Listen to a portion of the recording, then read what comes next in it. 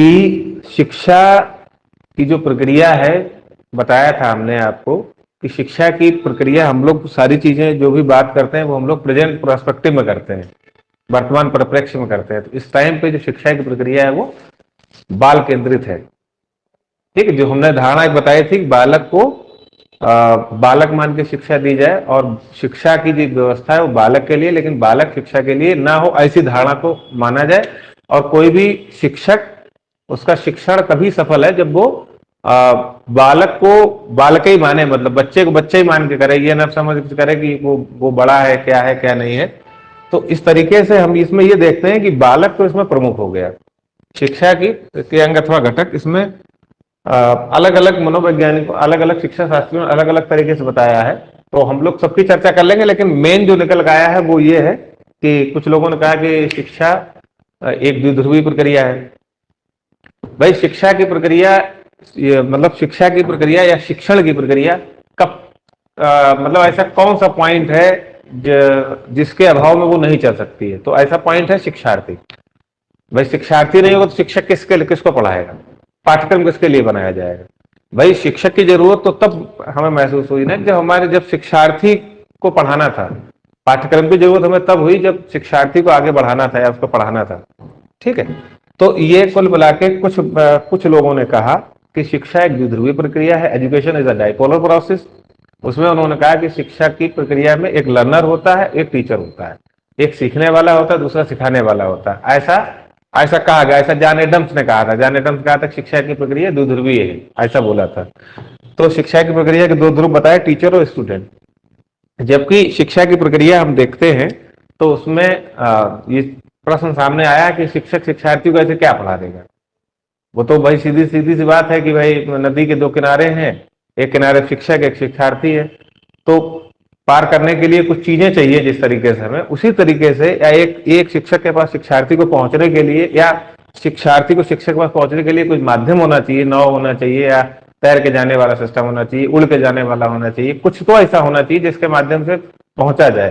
तो वो माध्यम ही हमारा जो है वो पाठ्यक्रम है, वो हमारा करिकुलम है। तो इस प्रकार से शिक्षा के अंग अथवा घटक में ये शिक्षा, education is a tripolar process, ऐसा जॉन डीबी और रायबर्न ने कहा था। आपका बीएड है कि नहीं है? कंप्लीट है? अच्छा, एमबीए है। अच्छा अच्छा, बीएड थोड़ा सा इसलिए पूछा हमने, बीएड में ये सब चीजें थोड़ी ज्यादा हैं, तो हमने कहा कि आप ज्यादा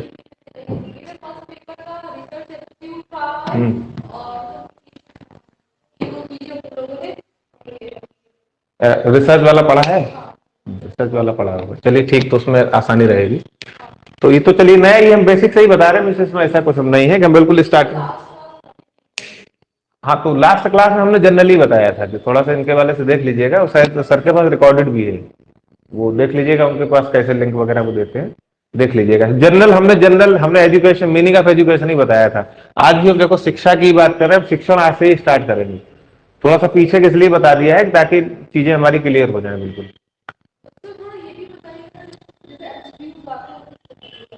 वो हम बताएंगे ना, पहले हम थोड़ा सा डिस्क्रिप्टिव फॉर्म बता दें। वो तो हमने बताया कि हम यहाँ बहुत सारे क्वेश्चन लाके डिस्कस करवाएंगे सीधे सीधे। पहले तो हम पहले कम से कम उसका बेस तो पहले हम समझें कि है क्या, जनरल चीजें समझे, फिर उसके बाद हम बताएंगे। अब इसमें आप पूछा ही जा सकता है कि शिक्षा की प्रक्रिया, शिक्षण की प्रक्रिया का कौन सा प्रमुख अंग है, ऐसे करके पूछा जा सकता है। तो बहुत सारी चीजें हैं, या 3 ध्रुव होते हैं तो कौन कौन से होते हैं। तो क्वेश्चन तो आपके, अगर आप इसमें तैयार करेंगे अगर, तो तैयार हो जाएगा। तो यानी कि शिक्षक, टीचर, शिक्षार्थी, लर्नर, और सीखने सिखाने की सामग्री। ठीक है, हाँ, तो करिकुलम, उसको करिकुलम बोल सकते हैं हम, उसको पाठचर्या बोले दे रहे हैं, पाठचर्या। ठीक है, बस ये है कि पाठचर्या दो चीजों से मिलकर बना हुआ है, एक कंटेंट और दूसरा वो करिकुलर एक्टिविटी। मतलब ये आपके समझने के लिए इसलिए है क्योंकि आपको शिक्षण समझना है। तो पाठ्यचर्या जो है, यानी कि क्यूरिकुलम, यानी कि इसको हम बोल सकते हैं सिलेबस, और ये हमारा को करिकुलर एक्टिविटी, पाठ्य सहगामी क्रियाएं। मतलब शिक्षण क्या है, शिक्षण के अंतर्गत हम लोग क्या करते हैं कि शिक्षण के अंतर्गत हमारे पास एक जो लिखित रूप में या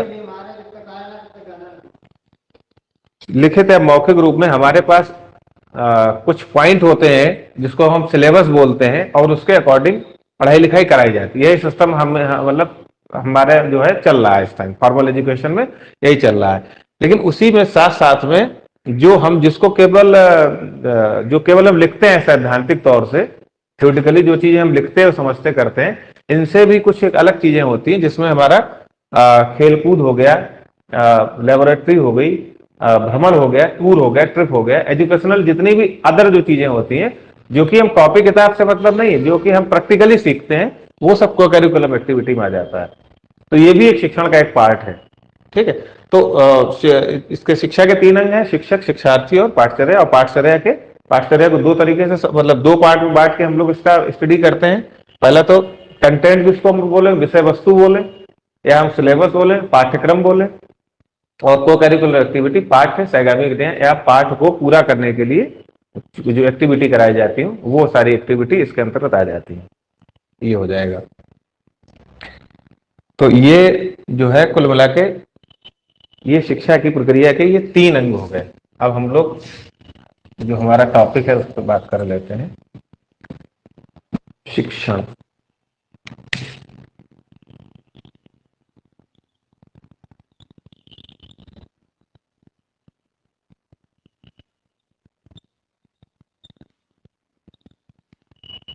जैसा कि नाम से ही स्पष्ट है, हमने आपको बताया था कि शिक्षा शब्द की उत्पत्ति शिक्ष धातु से हुई है, और शिक्षा का मतलब होता है सीखना अथवा सिखाना, टीचिंग और लर्निंग। तो उसी का ही एक पार्ट आ गया हमारे सामने कि मतलब इसमें 2 चीजें हैं, एक तो सीखने वाला है, ज्ञान मतलब ज्ञान को लेने वाला और ज्ञान को देने वाला है, 2 चीजें हैं। और ज्ञान को लेने और ज्ञान को देने के बीच का जो माध्यम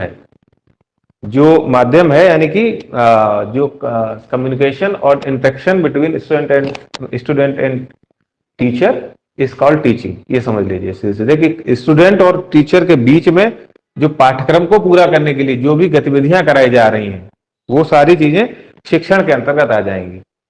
ये तो शिक्षण की एक सामान्य हो गई, यानी कि शिक्षण का मतलब हो गया ज्ञान का साझाकरण करना। जैसे हमने पिछली भी क्लास में बताया था कि शिक्षण इंटरेक्शन है, शिक्षण कोई स्पीच नहीं है, शिक्षण कोई केवल नॉर्मल लेक्चर नहीं है। शिक्षण का मतलब, इंटरेक्शन का मतलब होता है जब दोनों के बीच में बातचीत हो।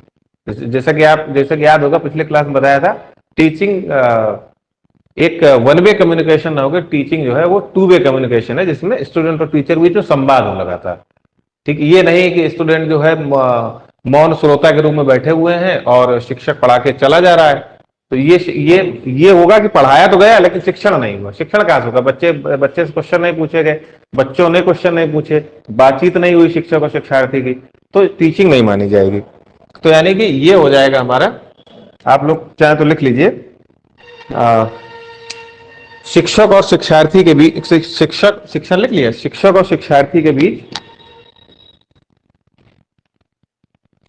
संप्रेषण, शिक्षक और शिक्षार्थी के बीच संप्रेषण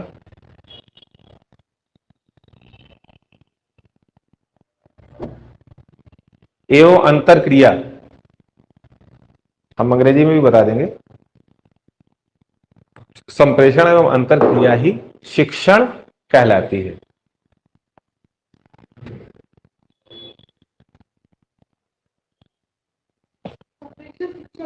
हाँ, शिक्षण कहलाती है। संप्रेषण एवं अंतरक्रिया भी लिख लीजिए, इंटरेक्शन भी लिख लीजिए, मतलब अंतरक्रिया को बोलते हैं इंटरेक्शन, और संप्रेषण आप जानते हैं कम्युनिकेशन। शिक्षण कहलाती, शिक्षण। अब शिक्षा की तो बात, शिक्षा तो हमने जनरली बता दिया आपको, ताकि हम जब टर्म यूज करेंगे तो आपको दिक्कत नहीं होगी। बाकी अब हम शिक्षण ही शब्द प्रयोग करेंगे क्योंकि शिक्षण ही हमारा मेन।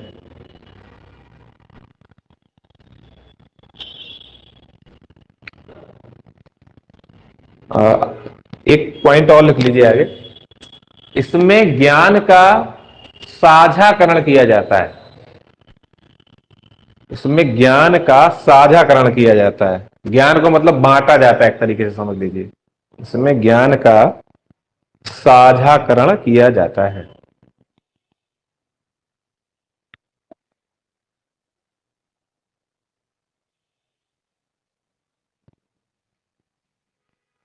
ठीक है। अब सबसे तो बहुत मतलब ऐसा लगता है कि बहुत छोटी सी चीज बिल्कुल है कि स्टूडेंट जो टीचिंग वाला पार्ट हमारा है पूरा, उसमें शिक्षक पढ़ाता है और शिक्षार्थी पढ़ता है, बात हमारी यही खत्म हो गई, इंस्ट्रक्शन होता है टीचर और स्टूडेंट के बीच में। लेकिन अब सबसे जो इम्पोर्टेंट जो बात है वो यही पे होती है कि वो how to be organise the impactful class, हम लोग किस तरीके से एक प्रभावशाली कक्षा का इंतजाम कर सकें, बना सकें। नहीं तो जनरली क्या है कि शिक्षण में शिक्षक ने पढ़ाया, शिक्षार्थी ने पढ़ लिया, तो ये तो केवल पढ़ा के चला गया। शिक्षण का मतलब ही है कि शिक्षार्थी तक कितना पहुंचा। जैसे आप लोग कभी घर में अगर पढ़ते हैं तो पढ़ने में आप 2 घंटे पढ़ रहे हैं बैठ के, और 2 घंटे के बाद लास्ट के 10 मिनट थोड़ा सा ये सोचते हैं कि हमने क्या पढ़ा, उसको रिवीजन करने का प्रयास करते हैं या सोचने का प्रयास करते हैं, तो चीजें बहुत सारी नहीं याद आती हैं, तब ये लगता है कि हमने पढ़ा क्या है। तो उसी तरीके से शिक्षण का है कि शिक्षण में कि शिक्षण कितना प्रभावशाली हुआ है, आपने जो कुछ पढ़ाया है उसका कितना % बच्चों तक पहुंचा है, वो शिक्षण है, कि केवल पढ़ाने तक शिक्षण नहीं है।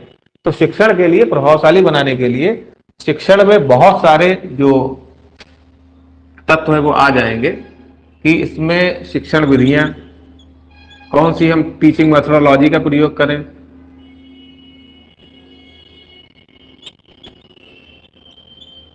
ठीक है, शिक्षण प्रविधियां कौन सी प्रविधि का प्रयोग करें, शिक्षण युक्तियां कौन सी युक्तियों का प्रयोग करें, डिवाइसेस होगी, मतलब युक्तियां हम बताएंगे आपको, मतलब विधि के अंतर्गत होगी प्रविधि जैसे कि विधि हो गई आपकी व्याख्यान विधि, प्रविधि हो गई कि उसमें उसके माध्यम से आपने प्रश्न पूछा। अब प्रश्न किस तरीके से पूछा जाए, उसकी क्या टेक्नोलॉजी, मतलब ये टेक्नोलॉजी से एक टेक्नोलॉजिकल टर्म है, किस तरीके से पूछा जाए प्रभावशाली तरीके, वो युक्ति होगी। और आपके शिक्षण कौशल, टीचिंग स्किल, ठीक है, कक्ष प्रबंधन,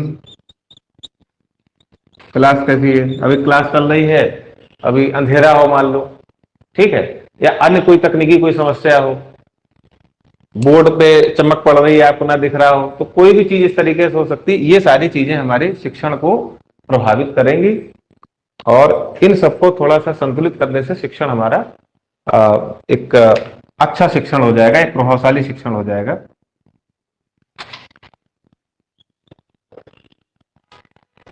ठीक है, तो ऐसे ही जनरली हम लोग ऐसे चर्चा कर लेते हैं।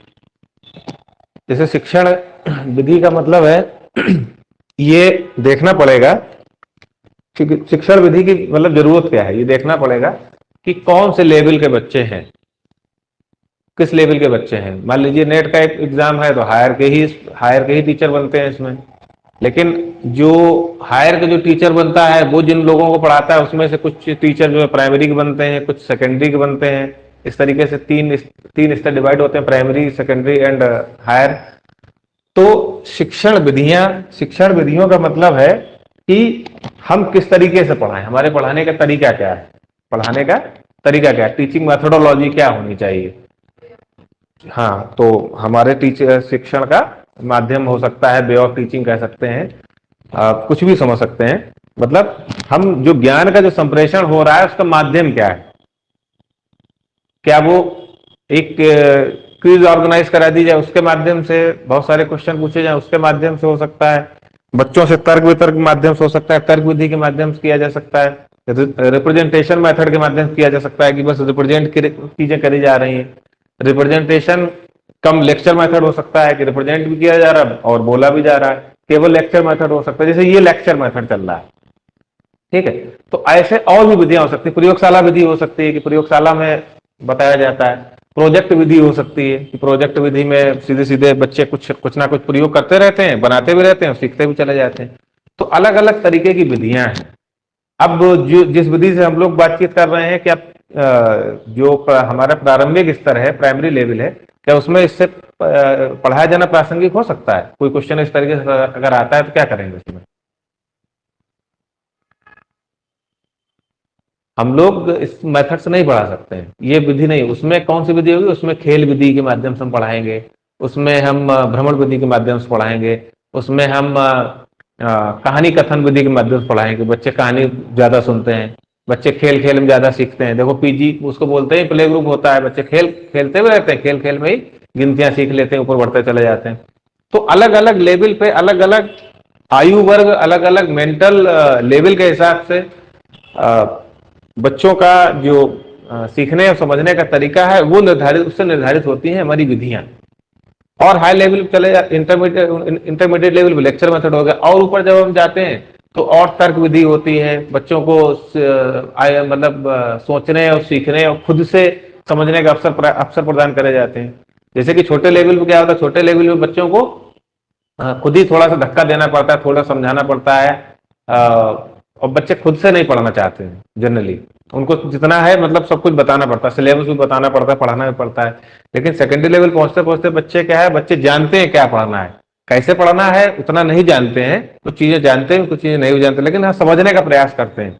लेकिन हायर लेवल पे जब बच्चा पहुंचता है, जब डिग्री लेवल पे बच्चा पहुंचता है, तब ऐसा माना जाता है कि वो क्या और क्या क्यों कैसे भी जानता है, और वो किस तरीके से पढ़ना है, किस तरीके से करना है ये भी जानता है। और जो बच्चे का जो स्टार्टिंग में जो धक्का देके और जो दूसरों से प्रेरित हो गया, यानी कि शिक्षक से प्रेरित हो गया, शिक्षक से डर से या मारपीट उसके माता पिता के डर से जो पढ़ता था, वो स्वयं अपना जानता है कि हमें कैसे पढ़ना करना है। तो इससे ये हमारी शिक्षण की विधियां निर्धारित होती हैं। और आप विधियां बताई थी, जैसे कि व्याख्यान विधि हो गई हमारी, तर्क विधि होगी, प्रयोजना विधि होगी, प्रोजेक्ट विधि हो गई, प्रयोगशाला विधि हो गई, भ्रमण विधि हो गई। ये सारी विधियां हैं कि मतलब पढ़ाने के डिफरेंट डिफरेंट मेथड, कैसे कैसे हम पढ़ा सकते हैं, ये हो जाएगा।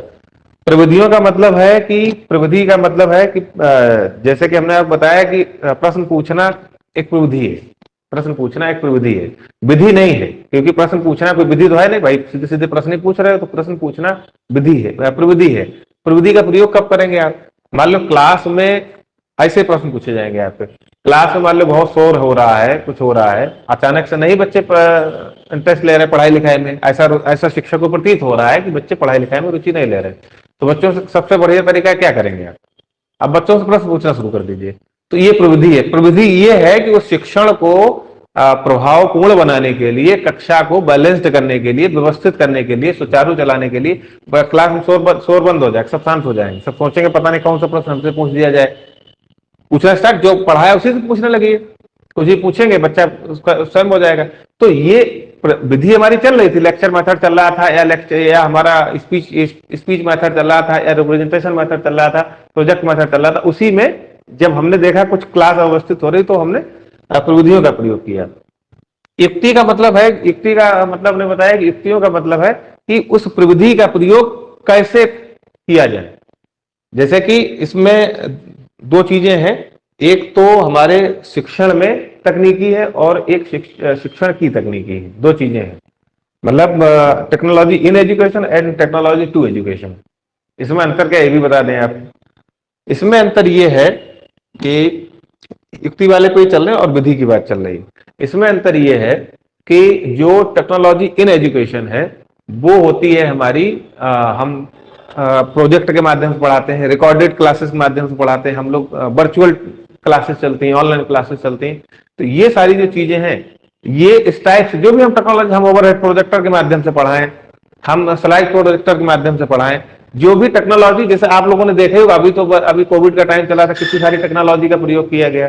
तो जितनी भी टेक्नोलॉजी वाली चीजें, भाई आप एक सीडी ले आइए, आप बच्चों को उसके माध्यम से पढ़ाइए, कोई कहानी आपको पढ़ानी है, बतानी है, सीधे सीधे उसको टीवी के माध्यम से उसको दिखा दीजिए बच्चों को, उससे मोटिवेशनल बच्चों को मिल जाएगा, देखेंगे भी अच्छे से, समझ में भी आ जाएगा। तो ये तो हो गई, हम जितनी भी इलेक्ट्रॉनिक या जितनी भी आईसीटी का प्रयोग करते हैं, वो तो हमारी शिक्षा में तकनीकी हो गई, कि शिक्षा में तकनीकी हमने प्रयोग किया है। दूसरी चीज है शिक्षा की तकनीकी, वो क्या चीज है, तो शिक्षा की जो तकनीकी वही हमारी युक्तियां होती हैं। ये हर शिक्षक का तरीका अलग अलग होता है भाई। विधि तो हमारी विधियां निर्धारित हैं, प्रविधियां निर्धारित हैं, तो लेकिन जो शिक्षक किस तरीके से पढ़ाता है, किस तरीके से युक्तियों का प्रयोग करता है, वो उसकी टेक्नोलॉजी है। हम लोग कहते भी हैं कि उससे पढ़ाने का तरीका बहुत अच्छा है, पढ़ाने की तकनीक बहुत अच्छी है, पढ़ाने का उनका ढंग बहुत अच्छा है। तो वो हम कोई मेथड की बात थोड़ी ना करते कि वो सब लेक्चर मेथड बहुत अच्छा यूज करते हैं या तर्क विधि से बहुत अच्छा से पढ़ाते हैं। तो उसका उस बात का या उसका कॉन्सेप्ट ये होता है कि उनके पढ़ाने में तकनीक है, उनकी टेक्नोलॉजी अच्छी है। तो यहाँ पर टेक्नोलॉजी टर्म का जो यूज हो रहा है वो टेक्नोलॉजी कंप्यूटर या आईसीटी या इलेक्ट्रॉनिक के गैजेट इनका प्रयोग नहीं हो रहा है। इसका मतलब ये होता है कि टीचर का अपना ढंग होता है। कोई टीचर पढ़ाते पढ़ाते जब देखता है कि बच्चों के थोड़ा सा बोरिंग हो रहा है तो कुछ चुटकुला जैसा सुना दिया, ठीक है, या बीच बीच में कुछ प्रश्न पूछ दिए, या बीच बीच में कुछ टॉपिक चेंज कर दिया, कुछ और कहीं की बात करने लगे और कुछ बताने लगे, ठीक है। बहुत सारे टीचर हैं कि बीच में ताली बजाने लगे, कुछ हंसने लगे, कुछ करने लगे। तो ये सारी जो सब युक्तियां हैं और यही सब टेक्नोलॉजी है। ये भी टेक्नोलॉजी है, वो भी टेक्नोलॉजी। ये शिक्षा की तकनीकी है, वो शिक्षा में तकनीकी है। इतना इतना अंतर है। शिक्षण कौशल क्या है, टीचिंग स्किल क्या है। टीचिंग स्किल जो है, अभी अगर बीएड जैसे आप कर रहे हैं सर, तो टीचिंग स्किल आपको आएगा टर्म आगे में, तो ठीक है। तो हम अभी इसे बता दे रहे हैं। टीचिंग स्किल क्या है कि इसमें एक दो चीजें और हैं, वो हमें याद आती जाएंगी, हम बताते जाएंगे। शिक्षण सूत्र है, जैसे बताएंगे क्या होता है।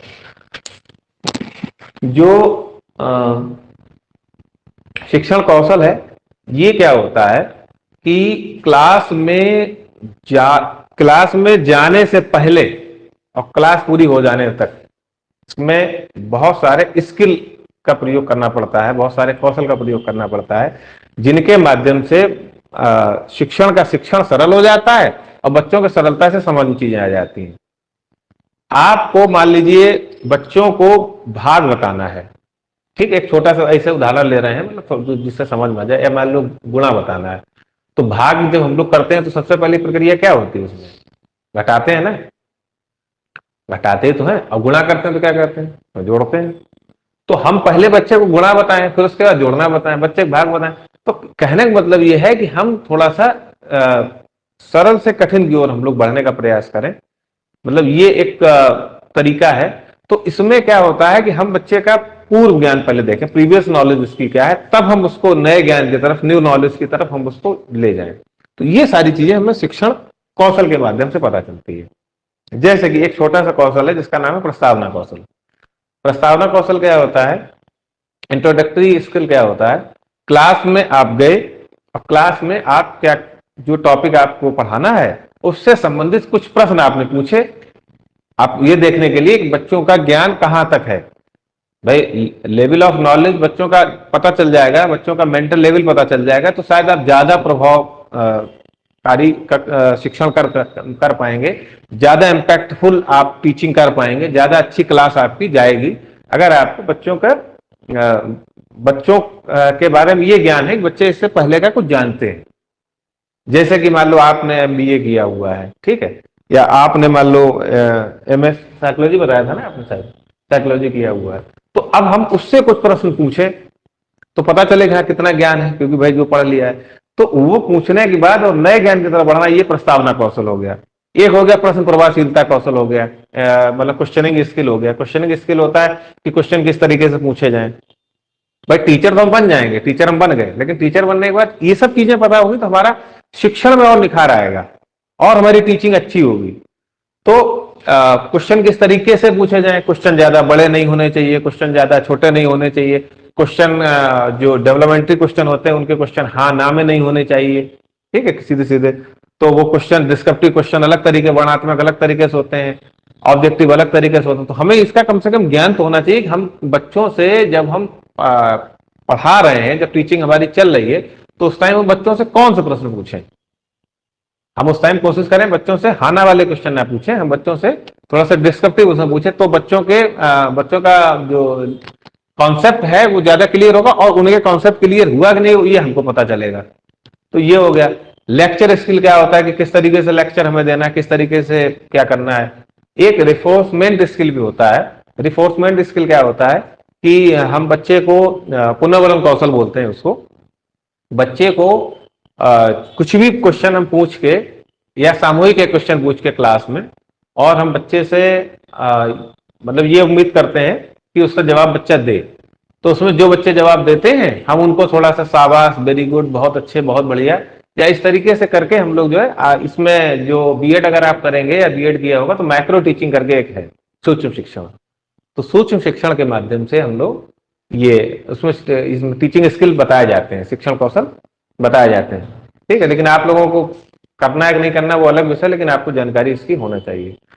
तो इस तरीके से बहुत सारी चीजें हैं, और शिक्षण के लिए बहुत ज्यादा जो सबसे ज्यादा जरूरी जो चीज है वो होती है जिज्ञासा, क्यूरियोसिटी।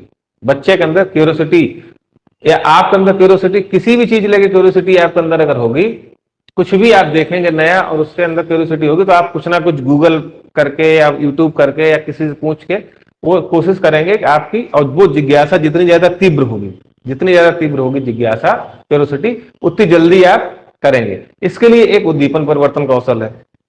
उसमें क्या होता है कि बच्चे के सामने कुछ ऐसी सामग्री या कुछ प्रस्तुत करी जाती है कि प्रस्तुत ऐसे टाइम करी जाती है जब उसकी जरूरत होती है, और उससे पहले बच्चे के अंदर वो जिज्ञासा उत्पन्न हो जाती है। कोई मॉडल या कुछ भी लेके गए, अब आपने ढक के रख दिया उसको, अब बच्चों के अंदर जिज्ञासा बनी रहेगी, इसमें क्या है, इसमें क्या है, इसमें क्या है। और पढ़ाते जो अचानक उसकी जरूरत पड़े, अचानक उसको दिखाया जाता है, बच्चे सीख जाते हैं। तो ये बहुत सारे स्किल हैं। एक आपका लेसन एंडिंग स्किल है, पाठ समापन कौशल है। उसमें जो कुछ आपने पढ़ाया है उसके बाद क्या उससे संबंधित प्रश्न पूछना चाहिए, क्या करना चाहिए, ताकि बच्चों को पूरी तरीके से पता चल जाए। और ये तो क्लास के अंदर की बात हो गई। क्लास के अंदर, क्लास से पहले भी एक स्किल होता है जिसको बोलते हैं उद्देश्य लेखन कौशल, एम राइटिंग स्किल। मतलब आप पढ़ाने क्या जा रहे हो, आपको तो पता होना चाहिए, कम से कम पहले से पता होना चाहिए कि हमें क्या पढ़ाना है, तो उसका पहले से तैयार करना, योजना बनाना पहले से करना। तो ये सारी चीजें जो ये शिक्षण कौशल के अंतर्गत आते हैं कि हम, इनकी जरूरत कोई स्टूडेंट को नहीं पड़ेगी, इनकी जरूरत टीचर को उसका ज्ञान होना चाहिए। मतलब टीचर को ये प्रयोग करना पड़ेगा क्लास में, उसे ज्ञान होना चाहिए। शिक्षण कक्षा कक्ष प्रबंधन का मतलब यही है कि क्लास ऑर्गेनाइज करने से पहले, टीचिंग करने से पहले ये बहुत ज्यादा जरूरी है कि क्या सीटें प्रॉपर लगी हैं, क्या पर्याप्त धूप आ रही है, पर्याप्त हवा आ रही है, पर्याप्त रोशनी है क्लास में, और सारी चीजें जो भी मतलब एक एक्सटर्नल वेरिएबल हम मान सकते हैं, जिनकी डायरेक्टली तो जरूरत नहीं है, लेकिन वो प्रभावित बहुत ज्यादा करेंगे हमारे शिक्षण को। कोई बच्चा सही सीट पर नहीं बैठा है, उसे दिक्कत हो रही है, किसी को चमक पड़ रही है, दिखाई नहीं पड़ रहा है, कोई अंधेरे में बैठा हुआ है, किसी के पास आवाज नहीं पूरी जा रही है। तो बहुत सारी ऐसी चीजें हो सकती हैं, बहुत सारे वेरिएबल हैं जो हमारे शिक्षण को प्रभावित करेंगे। मतलब ये जो चीजें हम बता रहे हैं, ये शिक्षण को सुचारू रूप से चलाने के लिए जरूरी है ही है, और यही चीजें जो है शिक्षण को प्रभावित करते हैं, इम्पैक्ट डालते हैं शिक्षण पे। दोनों ही चीजें हैं। ठीक है, तो हमें तो केवल समझना है कि क्या है। तो शिक्षण विधियां, प्रविधियां, युक्तियां, शिक्षण कौशल, कक्षा का प्रबंधन, शिक्षण सूत्र। शिक्षण सूत्र में क्या होता है? शिक्षण सूत्र में वही है कि सरल से कठिन की ओर होना चाहिए, विश्लेषण से संश्लेषण की ओर होना चाहिए, सूक्ष्म से स्थूल की ओर होना चाहिए। मतलब इसको सीधे सीधे समझ लीजिए। ये तो एक अलग से पूरा चैप्टर है, वो हम बताएंगे किसी दिन, एक दिन क्लास में, वो तो हम बताएंगे। ये केवल बस इतना समझ लीजिए कि शिक्षण सूत्र में सीधी सीधी सी बात है कि हम, मतलब इसमें मेनली जो बात होती है वो यही होती है कि हम सरल से कठिन की ओर हम बढ़ें, हम छोटे से बड़े की ओर बढ़ें, हम जो है स्थूल से सूक्ष्म की ओर बढ़े। मतलब स्थूल का मतलब है कि जैसे कि जो बच्चा होता है तो वो पहले किसी भी वस्तु को, किसी, जैसे पंखे की बात करें, मतलब पंखा लगा हुआ है तो पंखे को वो समग्रता से देखेगा पूरा। तो ये तो हो गया, क्या हो गया, स्थूल हो गया, यानी कि बड़ा हो गया। अब हम इसके जो पार्ट्स हैं उसके अंदर की, इसमें एक मोटर होती है, मोटर में वायरिंग होती है और कैसे चलती है, चुंबकीय प्रेरण का सिद्धांत लगता है, एन और एस दो ध्रुव होते हैं, जब इलेक्ट्रॉन बिजली प्रभावित करी जाती है तो बहुत सारे सिद्धांत लगेंगे। तो ये इस तरीके से है कि मतलब हम बच्चे को, हमें क्या पढ़ाना, क्या करना है, वो उसको पहले सीधे सीधे हम बताने लगे क्या मोटर होता है, तब हम पंखा बाद बनाए। तो बहुत सारी चीजें हमें उसे डायरेक्टली बतानी पड़ेगी, सरल से कठिन की ओर बढ़ना पड़ेगा, और बहुत सारी चीजों में हमें बड़े से छोटे की ओर बढ़ना पड़ेगा कि हमें कोई किसी को बड़े की जानकारी दे दें, उसके बाद फिर हम उसको करें। विश्लेषण से संश्लेषण की ओर बढ़ना पड़ेगा। विश्लेषण का मतलब होता है चीजों को तोड़ना अलग अलग पार्ट में। संश्लेषण का मतलब होता है चीजों को जोड़ना। तो कभी कभी क्या होता है कि अचानक से नहीं कोई चीज समझ में आती है, तो उसके लिए हमने अलग अलग पार्ट बता दिए। मतलब हाइड्रोजन हम पढ़ा रहे थे, हाइड्रोजन के क्या गुण हैं, हाइड्रोजन की क्या उपयोगिता है, हाइड्रोजन को कैसे बनाया जा सकता है, अलग अलग चीजें बता के एक साथ जोड़ दिया, पूरा हाइड्रोजन का पूरा हो गया। कोई भी चीज हो सकती है, किसी भी तथ्य के भौतिक गुण क्या है, रासायनिक गुण क्या है, इसकी उपयोगिता क्या है, इसको प्रयोग कैसे करते हैं, कुछ भी हो सकता है। तो इस तरीके से बहुत सारे हमारे सूत्र इसमें लगेंगे और उस सूत्रों के माध्यम से हमारा शिक्षण बहुत प्रभावशाली तरीके से आगे बढ़ेगा।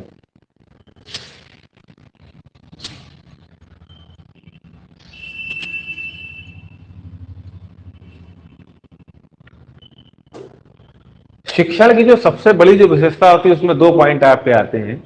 एक तो होता है लोकतांत्रिक सिद्धांत,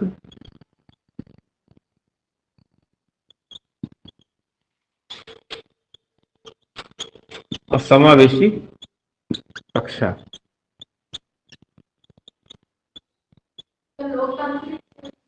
अब ये बता देंगे डेमोक्रेटिव एंड इंक्लूसिव एजुकेशन, दो चीजें इसमें ज्यादा महत्वपूर्ण है। एक कक्षा में जो शिक्षक शिक्षण जब करता है तो उसके समक्ष दो चीजें आती हैं। अच्छा, लोकतंत्र का क्या मतलब होता है बताएगा तुम? बताओ।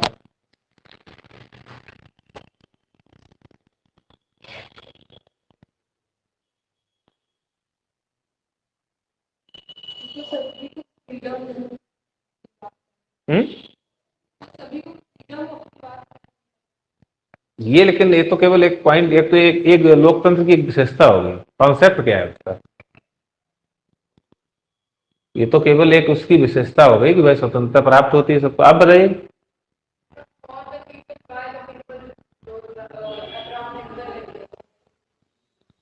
ठीक, लोकतंत्र का सीधे सीधे मतलब ये है भाई, जैसे इन्होंने तो परिभाषा बता दी, जनता का शासन जनता द्वारा जनता के लिए।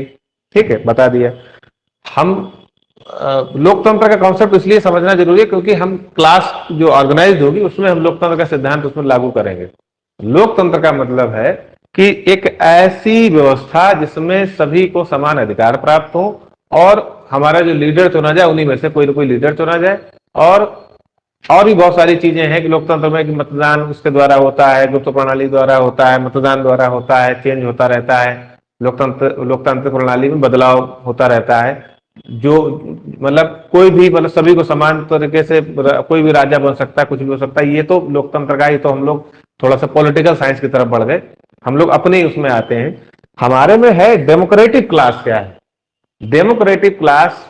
ऐसी क्लास है जिसमें भाई विभिन्न धर्मों, विभिन्न जातियों, विभिन्न वर्गों, विभिन्न समुदायों, विभिन्न क्षेत्रों से लोग क्लास में आते हैं और उन सभी को शिक्षण एक साथ कराया जाता है।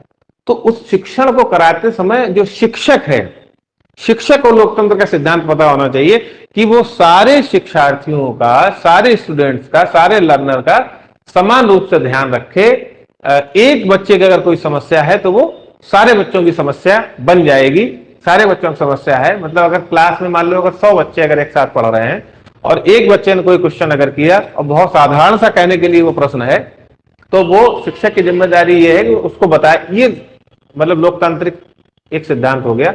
लोकतंत्र में सभी को प्रश्न पूछने की है, सभी को अपनी समस्या की है छूट है, सारी छूटें उसे प्राप्त होती हैं जो लोकतंत्र में प्राप्त होती है। तो क्लास जो ऑर्गेनाइज करी जाती है वो डेमोक्रेटिक जो कॉन्सेप्ट है, डेमोक्रेटिक जो प्रिंसिपल है उसको फॉलो करती है। ये ध्यान रखिएगा। समावेशी, ये शब्द सुना है कभी? इंक्लूसिव सुना है कभी?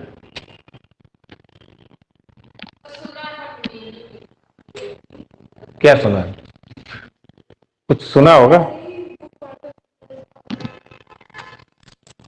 ऐसे सुना है कभी? क्यूरियोसिटी नहीं हुई, जिज्ञासा नहीं हुई, समावेशी डालते देखते कभी? ऐसा नहीं कुछ किया? चलिए हम बता दें।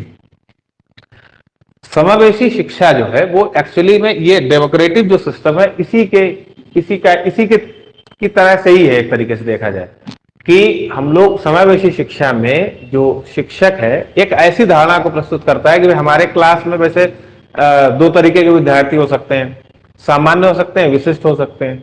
सामान्य का मतलब है कि वो शारीरिक रूप से सामान्य है और मतलब हर तरीके से सामान्य है वो, मतलब पढ़ने लिखने में किसी भी तरीके से। विशिष्ट का मतलब हो गया जाके वो किसी न किसी रूप में विशिष्ट है, या तो वो उनमें कोई शारीरिक विकलांगता है, शारीरिक रूप से भिन्न है, या मानसिक कोई विकलांगता, मानसिक रूप से भिन्न है, या वो बहुत ज्यादा प्रतिभाशाली, किसी भी तरीके से वो अलग होते हैं।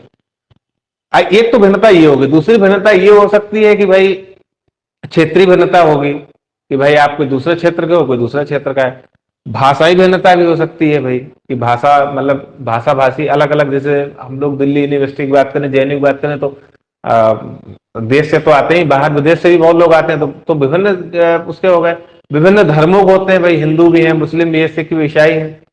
तो ये जो सारी चीजें हैं कि जो समावेशी कक्षा है या समावेशी शिक्षा है, यह शिक्षा एक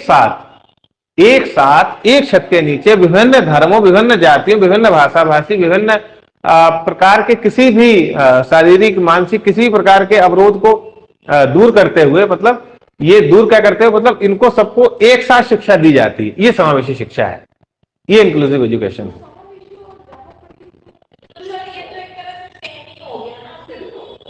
डेमोक्रेटिक तो हम आपको बता रहे हैं कि डेमोक्रेटिक में हमने बात करी है, जो थोड़ा सा पॉलिटिकल वे में हमने बात करी डेमोक्रेटिक में, कि हम बच्चों की बात, हम बच्चों को देख ही नहीं रहे हैं कि बच्चे कौन से, मतलब कहाँ कहाँ है, कहाँ कहाँ नहीं, हम क्षेत्रीयता, जातीयता, इसका ध्यान ही नहीं रख रहे हैं।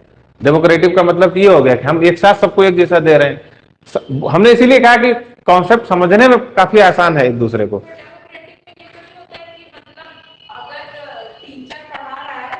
तो बच्चे उसमें क्वेश्चन अपने पुटअप कर सकते हैं, और मतलब बच्चे भी अपने क्वेश्चन रख सकते हैं। नहीं, बच्चे तो रखिए, वो तो क्लास का जो नियम है वो तो फॉलो हो गई होगा।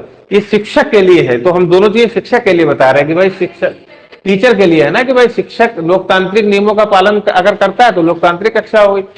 समावेशी कक्षा का मतलब है कि जो विभिन्न जातियों, विभिन्न धर्मों, विभिन्न वर्गों और मतलब शारीरिक और मानसिक किसी तरीके की विकलांगता को ध्यान में रखते हुए ये कक्षा ऑर्गेनाइज करी जाती है। समावेशी कक्षा जो है एक प्रकार का, एक शिक्षा का एक पैटर्न है, एक तरीका है। डेमोक्रेटिक क्लास किसी में भी हो सकती है भाई, जो मुख्य माध्यमिक विद्यालय उसमें भी डेमोक्रेटिक क्लास होगी। जो महिला शिक्षा जहां दी जाती है, महिला विद्यालय भाई, तमाम गर्ल्स कॉलेज है, उसमें उसका ध्यान रखा जाएगा, लेकिन वो एक स्पेशल एजुकेशन होगी भाई, महिलाओं को उसमें दी जा रही है। या एक कोई ऐसी शिक्षा जैसे कि ये आपका जैसे भीमराव अम्बेडकर करके है जो यूनिवर्सिटी, तो वो विशेषकर एससी के लिए ही है। या जैसे हलीम मुस्लिम कॉलेज है कोई भी, ये विशेषकर माइनॉरिटी के लिए, है, लेकिन ये है कि वो 50% उसका एक रिजर्वेशन जैसा कर दिया गया, बाकी लोगों के लिए भी कर दिया गया। तो ये थोड़ा सा चीजें अलग हो जाएंगी। पर्टिकुलर जहां पे शिक्षा दी जा रही है, चाहे वो शिक्षा का स्वरूप समावेशी हो, चाहे वो सामान्य शिक्षा हो, औपचारिक हो, निरौपचारिक हो, या शिक्षा का कोई भी तरीका हो, वो शिक्षा में जो कॉन्सेप्ट लागू होगा वो डेमोक्रेटिक पे लागू होगा। तो जो बहुत सारे जो कॉन्सेप्ट हैं शिक्षा के, उसमें से ही एक समावेशी शिक्षा है कि क्लास में जो टीचिंग करी जानी चाहिए वो समावेशी शिक्षा के नियमों के आधार पर करी जानी चाहिए। कहने का मतलब यह है कि सभी को एक साथ शिक्षा देने की बात इसमें करी जाती है, ताकि जो विकलांग बच्चे हैं या जो किसी भी तरीके की समस्या से ग्रस्त बच्चे हैं, उनको कोई हीन भावना ना महसूस हो, कुछ उनको, हाँ उनको, हाँ उनको ऐसा ना लगे कि हमको अलग पढ़ाया जा रहा, अलग दिया जा रहा, ये धारणा ये प्रस्तुत करती है। तो मतलब अब इसमें कहने का मतलब शिक्षक के लिए, इसके क्या शिक्षक के लिए जरूरी है, शिक्षक मान लो कोई अगर विकलांग है तो उससे थोड़ा सा उसे कम बोल रहा है, कम बता रहा है, कम कर रहा है, तो इन चीजों का उसे पता होना चाहिए कि मतलब कि हम शिक्षक, अगर आप शिक्षक के तौर पर क्लास एंट्री आपने करी है, तो ना आपकी कोई जाति है, ना आपका कोई धर्म है, ना आपका कोई मतलब कोई भी विभेद आप नहीं आप करेंगे, क्योंकि आपका खुद का कुछ नहीं, क्योंकि बच्चों को तभी आप समानता को उससे देखेंगे, नहीं तो आपकी जो जाति है, आपकी जो धर्म है, आप उससे प्रभावित होने लगेंगे। तो शिक्षण इन सब चीजों से बिल्कुल अलग करता है, ऊपर है इससे, कि शिक्षण में किसी भी तरीके का ऐसा कुछ नहीं होना चाहिए। शिक्षण जो है सभी को एक साथ एक जैसा शिक्षण करने का, एक साथ पढ़ने का अवसर मिलना चाहिए, होना चाहिए। ठीक है, अब हम लोग बात करेंगे शिक्षण के स्तर क्या होते हैं भाई।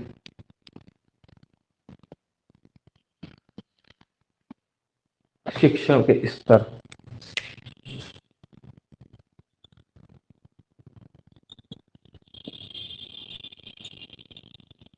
शिक्षण के स्तर, लेवल ऑफ टीचिंग, पढ़ा है कुछ किसी में,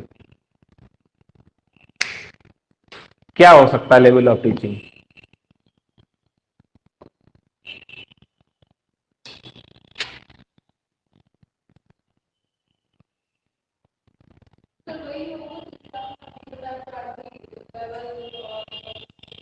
हम्म। हाँ ठीक, ये लेवल ऐसे भी बता सकते हैं। तो क्या अपने यहाँ कौन कौन से लेवल है?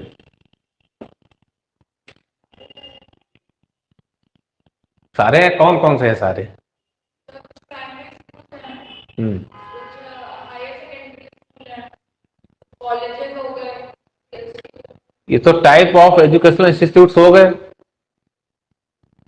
इन लोग को टाइप ऑफ टाइप ऑफ वो टाइप्स होते देख रहे हो, लेवल ऑफ टीचिंग देख रहे हैं ना। लेवल ऑफ टीचिंग क्या क्या होंगे, चलिए हम बताते हैं। लेवल ऑफ टीचिंग होते हैं तीन। एक होता है, सबसे स्टार्टिंग होता है मेमोरी लेवल, और ये होता है understanding level,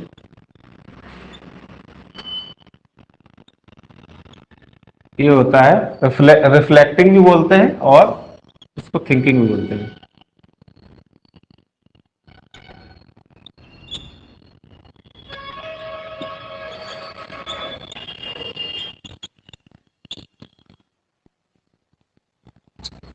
level of teaching है तीन आपके, memory level, understanding level and reflective level, और इसी को हम लोग थिंकिंग लेवल भी बोलते हैं। वैसे इसकी थोड़ी सी चर्चा अभी हो गई थी, अभी हम जब कुछ समझा रहे थे तो उसमें ये चीज कुछ आई थी थोड़ी सी।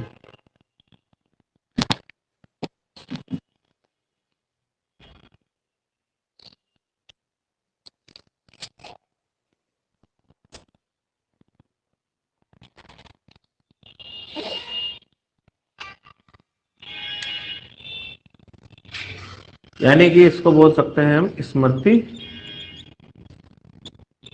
इसको बोल सकते हैं समझ, या बोल सकते हैं, या बोलेंगे इसको बोध, और ये हो जाता है आपका चिंतन।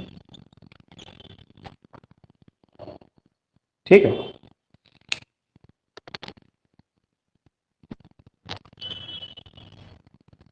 चिंतन स्तर और समझ या बोध स्तर, और ये सॉरी स्मृति स्तर, समझ या बोध स्तर और चिंतन स्तर, तीन हमारे लेवल ऑफ टीचिंग है।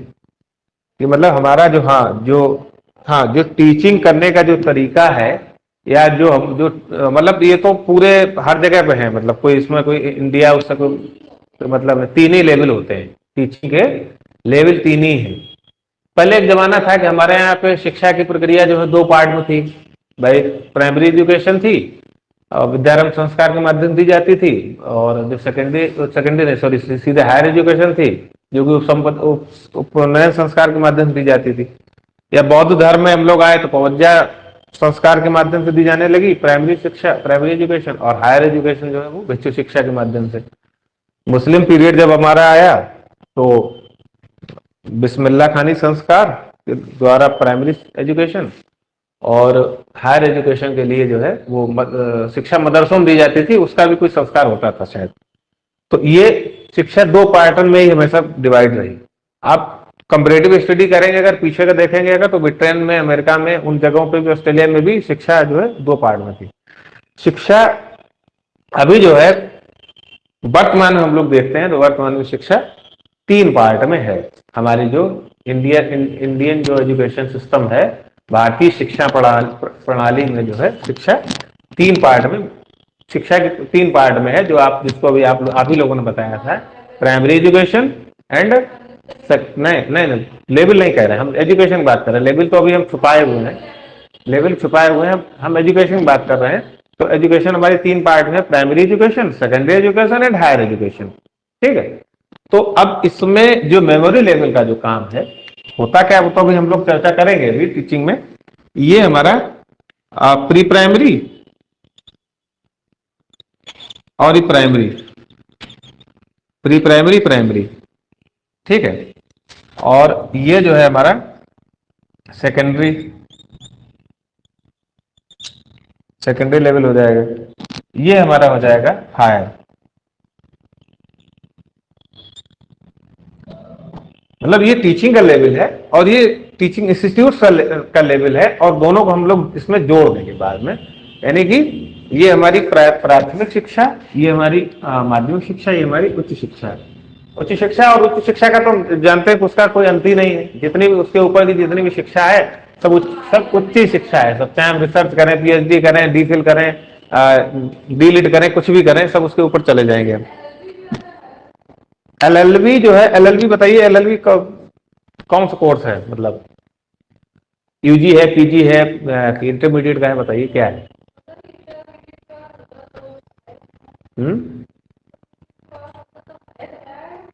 इंटरमीडिएट बाद होता है? इंटरमीडिएट बाद तो अभी तो नया शुरू किया बीएलएलबी का, पहले होता था वो कौन सा था, क्या फुल फॉर्म होता है? Bachelor of law, bachelor of law, bachelor शब्द आ गया तो क्या हो गया, हायर में पहुंच गए ना, हायर में। कक्षा 12 के उपरांत जो कुछ भी आप ग्रहण कर रहे हो वो सब हायर में चला जाएगा, ठीक है। बस वो एक अलग चीज है कि जो आईटीआई डिप्लोमा है या फिर पॉलिटेक्निक का है, ये सब इंटरमीडिएट के इक्विवेलेंट ही माने जाते हैं। हाँ, उसके ऊपर नहीं।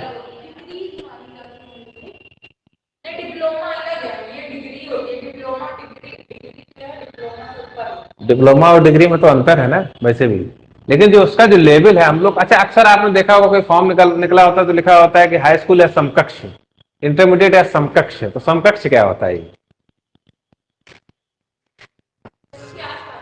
तो आसपास यही हो गया ना, जैसे कि अगर आप पॉलिटेक्निक कर रहे हैं तो वो इंटरमीडिएट के ही समकक्ष माना जाए, वो और उसके ऊपर जब आप जाएंगे बीटेक वगैरह करते हैं, वो एक अलग चीज है कि कुछ संस्थानों में बीटेक करने में 1 साल की छूट मिल जाती है अगर पॉलिटेक्निक करें, वो एक अलग विषय है, लेकिन लेवल सबके अलग अलग है।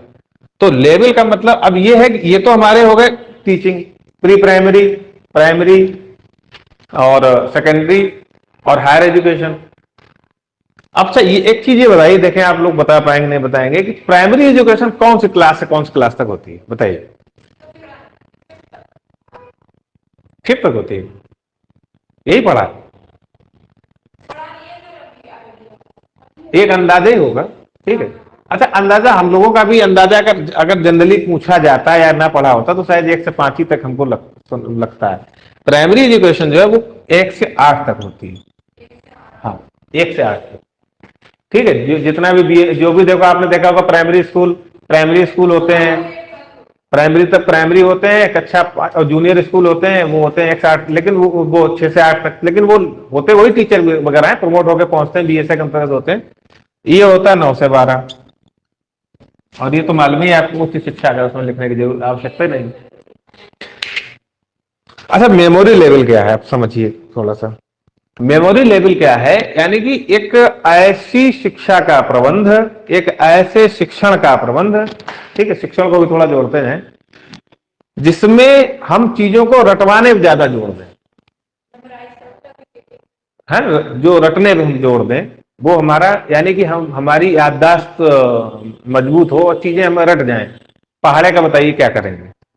पहाड़े को आप समझते तो हैं कि भाई 2 में 2 जोड़ दो 4, 4 में 2 जोड़ दो 6, 6 में 2 जोड़ दो 2 का चलो याद कर लोगे। 18 का कहते हैं 18, 18 में 18 जोड़ दो 36, 18 जोड़ दो 54, 18 जोड़ दो 72। लेकिन ये समझ है, ये तो समझ है कि भाई आप समझते हो कि 18 का 18, 18 दूनी 36, आप जानते हो कि मतलब 18 में 2 का गुणा कर दिया, 18 में 3 गुणा कर दिया। लेकिन एक लेवल हमारा ऐसा होता है कि जहां पे उसको अगर हमने उसको रट लिया होता है, हमारी मेमोरी में अगर वो चीज अगर पहुंच गई होती है तो हमें आगे भविष्य में काम आएगी।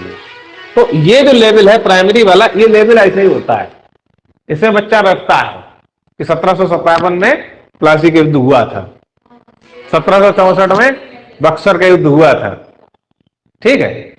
हाइड्रोजन का परमाणु क्रमांक 1 होता है, हीलियम का 2, रट लिया। मतलब क्यों होता क्या नहीं होता, ये तो हम जब पीरियोडिक टेबल जब पढ़ते हैं देखते हैं तब हम समझते हैं ना, उसको समझ की जरूरत नहीं है।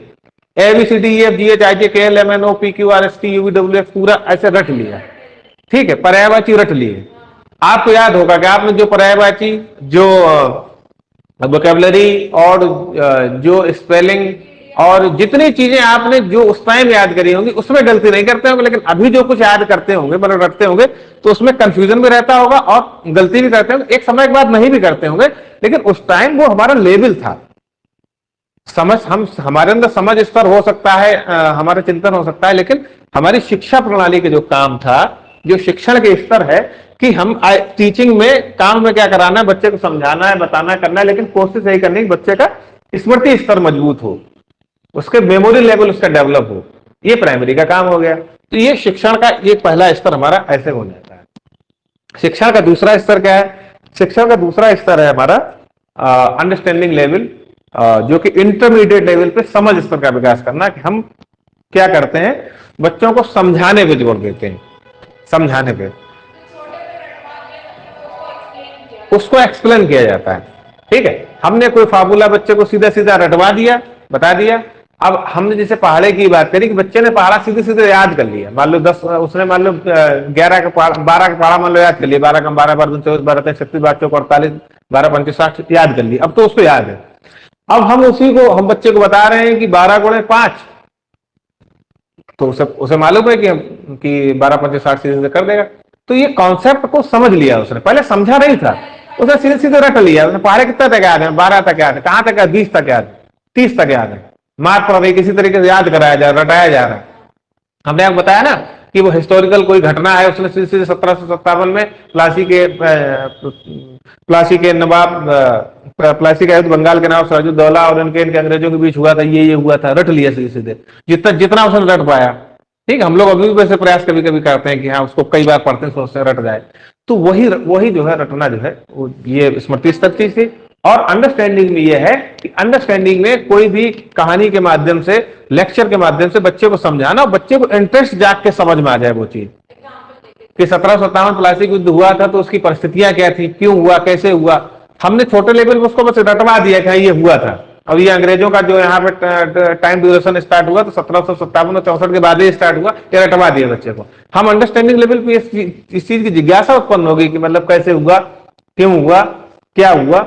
तो ये हम सारी चीजें हम जो है इसमें हम देखते हैं। जैसे कि साइंस में एक है B is proportional to I। ये आप लोग साइंस के रहे हैं कि आर्ट के रहे हैं, ये बता दीजिए पहले, इंटरमीडिएट तक। आपका तो कॉमर्स है, आपका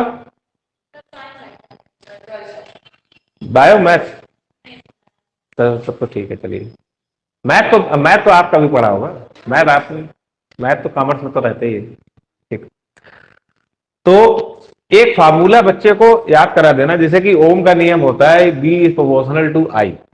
ठीक है, जिसमें हमारा निकल के आता है B बराबर RI, R बराबर V अपॉन I, ये निकल के आता है। तो ये तो रटने वाली चीज हो गई कि भाई फार्मूला आपको कुछ नहीं, जैसा कि आपका विषय नहीं था, आपने रट लिया। आपने क्या रट लिया? V is proportional to I, सीधे रट लिया कि V बराबर RI, रट लिया। आपको मतलब नहीं है, आपको इतना बता दिया V is voltage, R is resistance, I जो है मतलब वो हमारा वो हो गया, करंट हो गया। ये केवल रट लिया आपने। अब इंटरमीडिएट लेवल जब आप आए समझ स्तर में, तो आपने समझने लगे। अब आपसे पूछा जाएगा ओम का नियम क्या होता है, आपने रटा था वो। अब ओम का नियम आप कैसे भी बता सकते हैं। जब किसी भी परपथ में एकांकी धारा प्रवाहित की जाती है तो तुल्य प्रतिरोध जो है, तो प्रतिरोध के तुल्य जितना वोल्टेज होता है वही, तो मतलब वो दोनों बराबर होते हैं। कुछ भी करके आप बता दीजिए। तो आप कोई भी चीज को रटना, जैसे आज भी आप कोई चीज पढ़ते होंगे तो जैसे हिंट के तरीके से आपने रट लिया, और उस हिंट को दिमाग में आने के बाद उसको एक्सप्लेन कर देना। ये समझना है कि मतलब आपने किसी चीज को समझ के अपने शब्दों में लिखने की क्षमता उत्पन्न हो जाना। ये हमारे इंटरमीडिएट लेवल का काम है। इंटरमीडिएट लेवल में हम ऐसी चीजें पढ़ाई जाती हैं, बच्चे को बताई जाती हैं। और ये स्मृति स्तर में इसीलिए जो छोटे लेवल की चीज होती है, इसमें सारे विषय बच्चे को बताए जाते हैं, सारे विषयों को ज्ञान कराया जाता है, ताकि वो कुछ विषयों को अपना इंटरेस्ट बना ले, ताकि उनमें छोड़ दे। जैसे आपका इंटरेस्ट कॉमर्स था, कॉमर्स हो गया। ठीक है, आपका इंटरेस्ट मान लो मैथ था, मैथ हो गया। आगे फिर इंटरेस्ट चेंज हो गया, कुछ और हो गया। तो ये सब चीजें इसीलिए इसमें इस लेवल पढ़ाई, इसमें कोई 1 से 8 तक देखिएगा कहीं पर भी कोई छूट नहीं होती है कि कॉमर्स लेंगे, साइंस लेंगे, आर्ट लेंगे, सब पढ़ा, सब मैथ ही पढ़ाया जाता है, ड्राइंग भी सब पढ़ाई जाती है। इस लेवल पे आने के बाद क्या होता है कि बच्चे के अंडरस्टैंडिंग लेवल का विकास किया जाता है, समझ स्तर का, कि वो चीजों को समझे, रटे नहीं, समझे। रटने वाली चीज, उसमें रटने वाला टाइम खत्म हो गया। अब हम लोग आते हैं रिफ्लेक्टिंग लेवल पे, थिंकिंग लेवल पे। रिफ्लेक्टिंग लेवल हमारे दिमाग की चीज है, दिमाग की उपज है। इस लेवल में क्या था, इस लेवल में बच्चे को क्या और क्यों, बच्चे को क्या और क्यों दोनों ही बताना पड़ता था। क्या पढ़ना है ये भी हम बताएंगे, ABCD आज पढ़नी है, लिख के देते हैं ना ABCD, फिर बच्चा उसको करके लाता है, RAM राम या कुछ बच्चा करके लाता है। बच्चे को क्या पढ़ना है और कैसे पढ़ना है, ये सब हम बच्चे को बताते हैं। इसमें ये पता होता है समझ स्तर में क्या पढ़ना है, ये हमें इतनी समझ है क्या पढ़ना है। मैथमेटिक्स का कोई फार्मूला है या कुछ भी है, ये पता है कि ये formula sine square theta plus cos square theta is equal to 1, ये हमें पढ़ना है। ये कैसे आता है ये नहीं पता है, ये समझ होना बच्चे को। तो यहाँ तो बच्चा पता लेगा सीधे सीधे sign square theta cos theta बराबर 1 यूज कर लिया, जहां जरूरत पड़ी, जहां साइन स्क्वायर कॉस स्क्वायर आ गया। साइन कॉस तो पढ़ा होगा, पढ़ा है ना, ठीक। तो मेरा मैथमेटिक्स सब्जेक्ट है मूल विषय, तो इसीलिए थोड़ा सा उसका उदाहरण शायद आ रहा है वैसे तो क्योंकि स्कूल सब्जेक्ट हर किसी का एक नहीं होता है। तो इस तरीके से अंडरस्टैंडिंग हो गया। अंडरस्टैंडिंग में बच्चा उसमें अंडरस्टैंडिंग करेगा, सीखेगा। थिंकिंग और अंडरस्टैंडिंग में क्या होगा कि हमने एक बच्चे को फार्मूला बता दिया, तरीका बता दिया, उसके माध्यम से वो और भी चीजें करने लगता है। थिंकिंग लेवल में क्या है कि वो उस फार्मूले के अलावा वो कुछ फार्मूला का फार्मूला ही कोई बना दे, तो दूसरी कोई टेक्नोलॉजी बना दे, कोई दूसरी तकनीक बना दे, कुछ भी कर दे, क्योंकि थिंकिंग लेवल में क्या है पूरी स्वतंत्रता है। यहाँ पे क्या और क्यों दोनों बता हाँ, यहाँ पे क्या नहीं बताना है, क्या तो बच्चे को मालूम है, क्यों और क्यों जो है थोड़ा बहुत बताना पड़ता है, कैसे थोड़ा बहुत बताना पड़ता है, लेकिन क्या नहीं बताना है।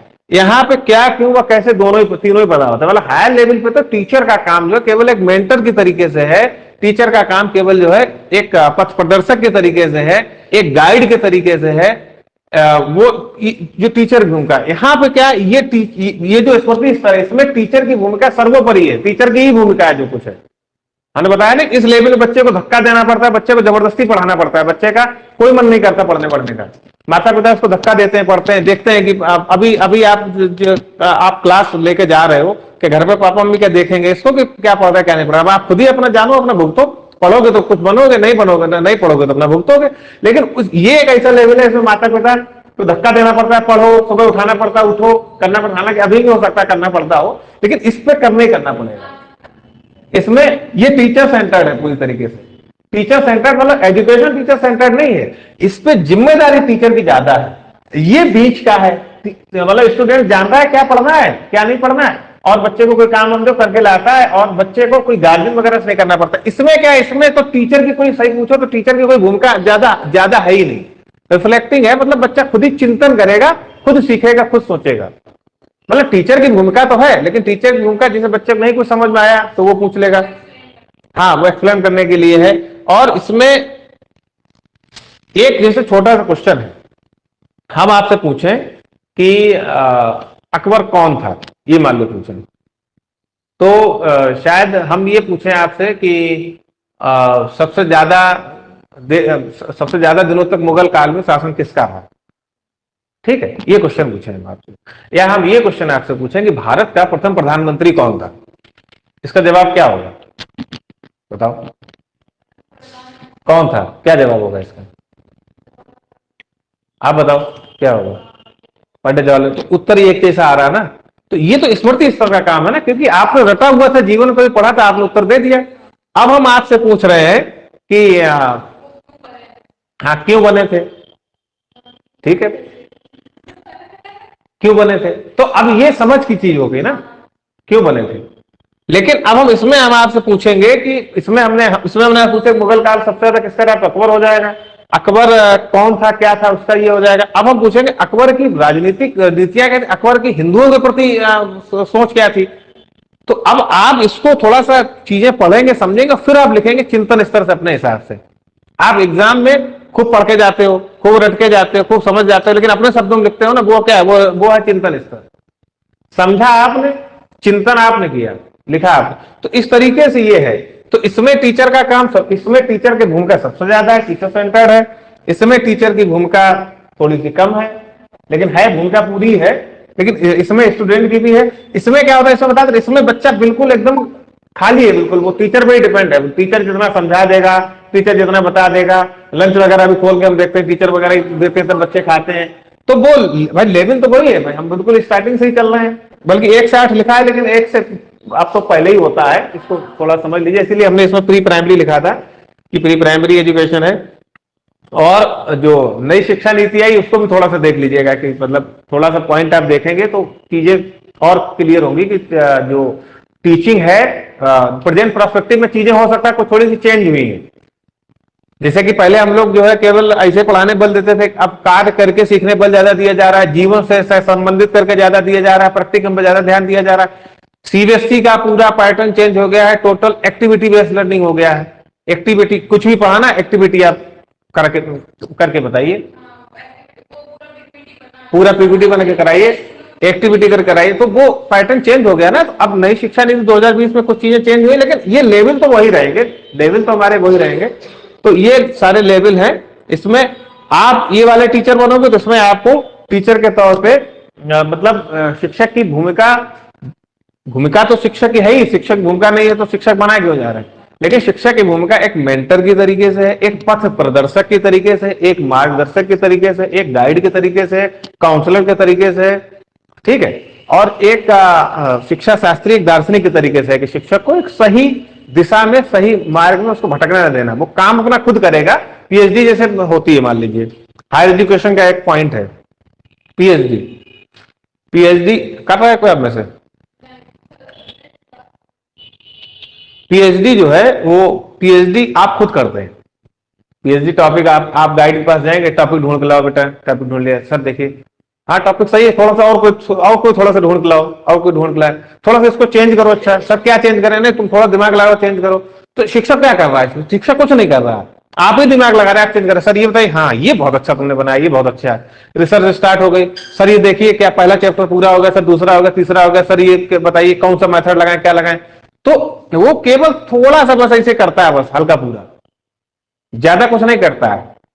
बाकी जो है सारा काम आप खुद ही। तो ये सब हायर एजुकेशन का काम है। लेकिन छोटे लेवल पर नई चीज हो जाएगी, छोटे लेवल को तो सब शिक्षक को ही करना पड़ता है। शिक्षक तो सभी कुछ करता है, बच्चे की पेंसिल भी बनाता है, सब कुछ करता है। तो शिक्षक की भूमिका यहाँ पे ज्यादा होती है और शिक्षक की भूमिका यहाँ पे कम होती है। ये जो बीच की स्थिति है, मतलब अब आप समझ सकते हैं कि किस टाइप से क्वेश्चन आएगा, तो किस टाइप से आप कर सकते हैं कि सेकेंडरी, प्राइमरी और हायर में किस तरीके से चीजें हमारी होंगी। ठीक है, तो ये लेवल ऑफ टीचिंग हो गया। कल फिर जो है हम लोग आगे इसके देखेंगे।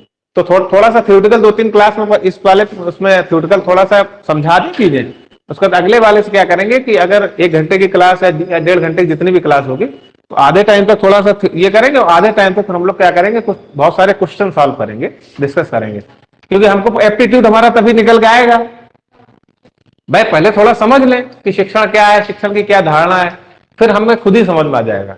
बस इतना समझ लीजिए, आपका कोई क्वेश्चन गलत नहीं होगा अगर आप एक थोड़ा सा आइडियलिज्म टाइप के टीचर है, एक आदर्श शिक्षक के तरीके से अपने आप को समझेंगे, तो आपको कोई भी गलती नहीं होगी। ठीक है।